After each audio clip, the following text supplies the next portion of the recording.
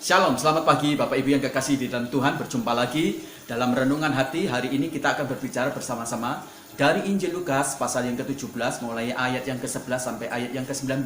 Di sana diceritakan tentang 10 orang kusta. Saya tidak akan membacakan ayat ini. Bapak Ibu semuanya ambil Alkitab dan membacanya dan menyelidikinya bersama-sama dengan saya.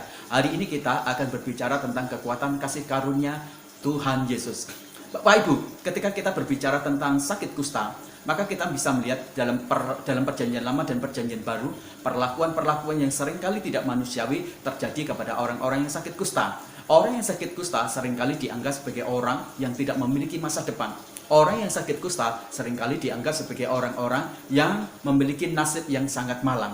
Tidak demikian dengan Yesus Kristus. Ketika dia menjumpai orang sakit kusta, dia memperlakukan mereka semuanya berbeda dengan kebanyakan orang. Nah, apa yang dapat kita pelajari dari kekuatan kasih karunia Tuhan Yesus yang dihubungkan dengan 10 orang yang sakit kusta? Yang pertama, Bapak Ibu, kekuatan kasih karunia Yesus dapat ditunjukkan ketika beberapa orang membuang orang yang sakit kusta. Tuhan Yesus justru mencari, mendapatkan, dan memberikan kepada mereka semuanya sesuatu yang istimewa. Bapak Ibu yang kekasih di dalam Tuhan, saya mendapatkan satu video dari teman saya tentang kegiatan Presiden kita Jokowi. Ketika beberapa orang memberikan stigma yang negatif terhadap COVID-19, yang kena sakit COVID-19, mereka menjauhinya. Justru Presiden kita Jokowi mereka mengunjungi, dan bukan hanya mengunjungi. Presiden kita Jokowi memberikan bantuan dalam bantuan uang yang diberikan kepada mereka semuanya. Wow, ini keren sekali. Seperti itu juga yang dilakukan oleh Tuhan Yesus. Ketika beberapa orang membuang, Tuhan Yesus dalam pelayannya, saya yakin itu secara sengaja dia menyusuri daerah Galilea dan Samaria untuk mendapatkan dan menjumpai orang-orang yang sakit kusta. Ketika beberapa orang-orang membuang orang-orang sakit kusta, justru Yesus mendekati, Yesus mencari, dan Yesus mendapatkan mereka semuanya.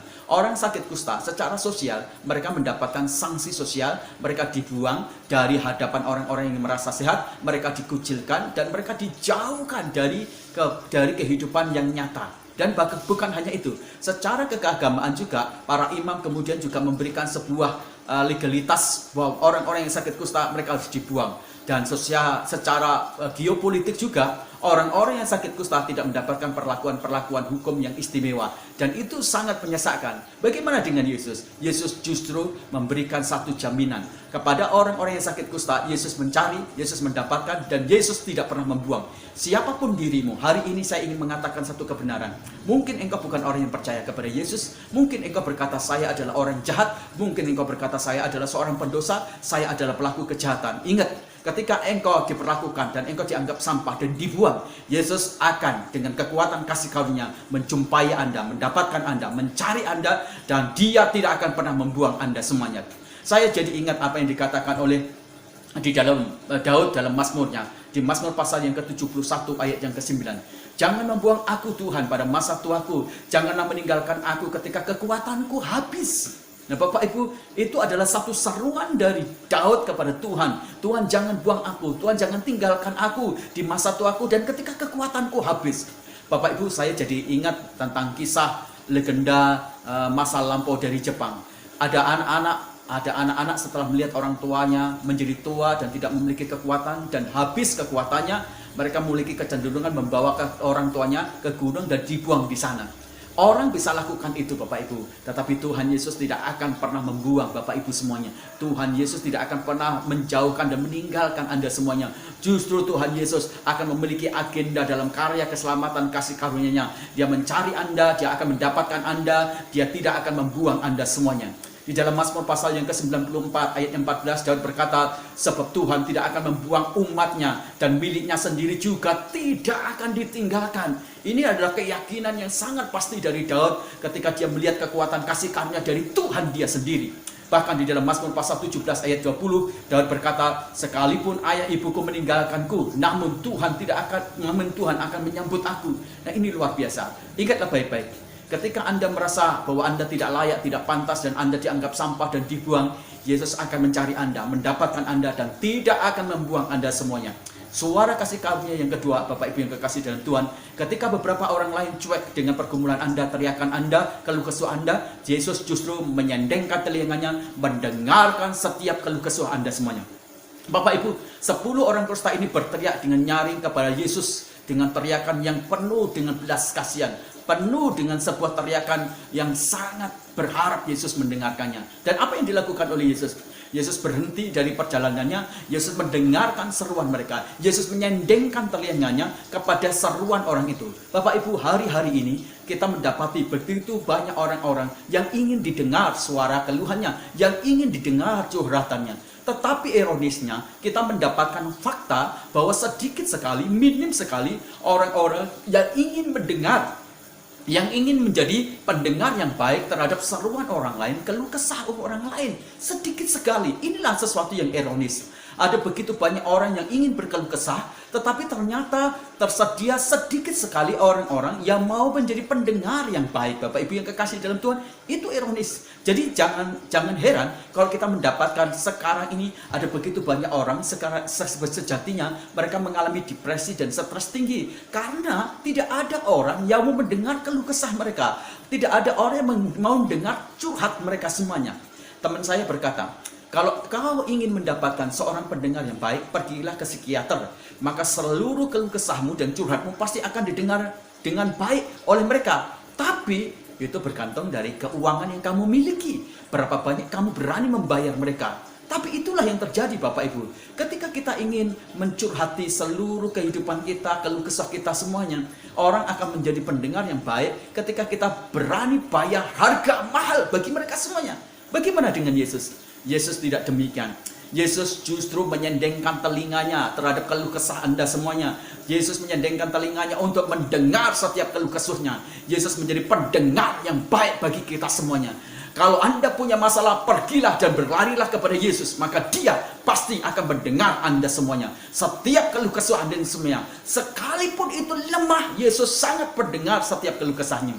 Kalau kita mendapatkan seruan doa-doa di dalam Mazmur Daud, dia berkata, Tuhan dengarkanlah aku, Tuhan sendengkanlah telingamu terhadap setiap keluh kesahku. Di dalam Mazmur pasal 4 ayat 1, Mazmur pasal 17 ayat 1 dan 6, Mazmur pasal 28 ayat 2, Bapak Ibu dapatkan narasi tentang seruan Daud. Dia berminta kepada Tuhan supaya dia mendengar setiap keluh kesahnya, dan Tuhan pasti mendengar.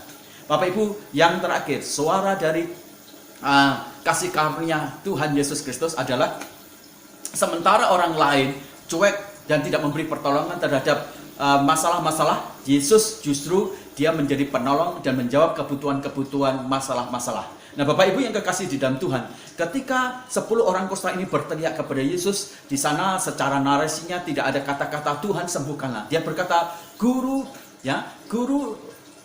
Tuhan kasihilah aku. Bapak Ibu, mereka berseru dan mereka tidak menunjukkan sebuah permintaan secara spesifik tentang keinginan untuk jadi sembuh. Tapi apa yang dilakukan oleh Yesus? Yesus berkata, jawabannya mungkin seperti tidak nyambung. Yesus berkata, pergilah kepada imam-imam dan perlihatkanlah dirimu. Nah Bapak Ibu yang kekasih dalam Tuhan, sepertinya tidak nyambung. Tetapi saya ingin mengatakan Bapak Ibu, ada satu kebiasaan ketika orang-orang sakit kusta itu dinyatakan sembuh, maka mereka harus pergi ke imam-imam.